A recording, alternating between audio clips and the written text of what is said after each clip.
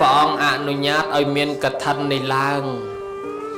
ខ្លះគេថាកឋិននឹងប្រែមកថាពោលសរសើរមកពីកថាធាតុព្រោះព្រះអង្គសរសើរថាបានបុណ្យបានអានិសង្សច្រើនខ្លះពោលកឋិននេះថាជាធម្មជាតិរស់នៅបានដោយកម្រក្រក្រៃកតថិកិច្ឆេនអ្នកជីវៈតៃតិជាកថេណោរុក្ខោបីដូចដើមឈើកាត់ចុះបោះទៅក្នុងដីវាមិនងាយដោះកឋិនវាមិនងាយកើតអញ្ចឹងដែរខ្លះទៀតថាស្នឹងចងទុកក្រៀកទុកនៅអានិសង្សទាំង5កុំឲ្យខ្ចាត់បាត់ខ្ចាយឆ្ងាយទៅបញ្ចអានិសង្សេអញ្ញថកន្តងអតថ្វាកថតិសង្កន្ហាតៃតិជាកថេណੰសភាវៈដែលចងទុកក្រៀកទុកនៅអានិសង្សទាំង5កុំឲ្យខ្ចាត់បាត់ខ្ចាយឆ្ងាយទៅខ្លះថាថេរដ្ឋេអ្នកជាកថេណੰសភាវៈខ្ជាប់ខ្ជួនថិតថេរឹងមាំហៅថាកឋិនខ្លះថាកាន់យកព្រមគឺកាន់យកអានិសង្ស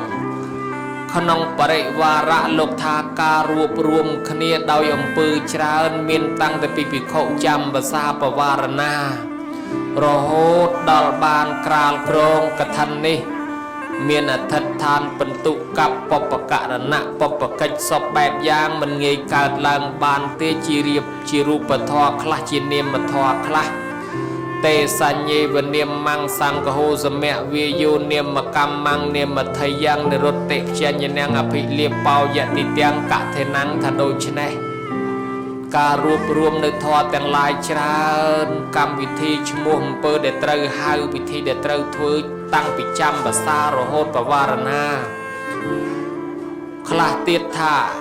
ជាការរួបរวมនៅនាមធម៌និងរូបធម៌ដូចកពីសមន្តបាសាតិកាលោកថាយេសុរូបាទីសុសតិកថេណੰនាមៈ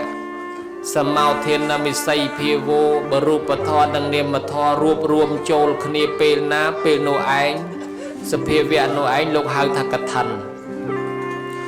រូបធម៌បានដល់ធម៌មើលឃើញស្ទាបកាន់ប៉ះត្រូវតួយ៉ាងដូចជាស្បង់ស្បៃត្រៃជីព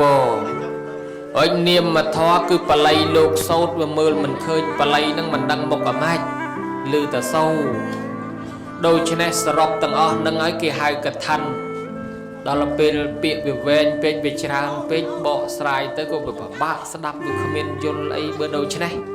បានជានិយាយដោយខ្លីថាបុណ្យកឋិនគឺបុណ្យមួយគេហែស្បង់ស្បៃត្រៃជីពយកទៅវេប្រគេនប្រសង់ដែលគង់ចាំព្រះវសានៅក្នុងវត្តណាមួយហើយបានបវារណាចេញវសាត្រឹមត្រូវនិទានពីជំនាន់ពុទ្ធកាសបៈថាបុណ្យកឋិននឹងគឺជាអ្នកធ្វើកឋិនមុនគេឈ្មោះគាត់កឋិនគេក៏ហៅបុណ្យនឹងថាកឋិននៅក្នុងបៃដកភាគ11ថាកឋិននឹងជាឈ្មោះនៃឈើស្ដឹងទេ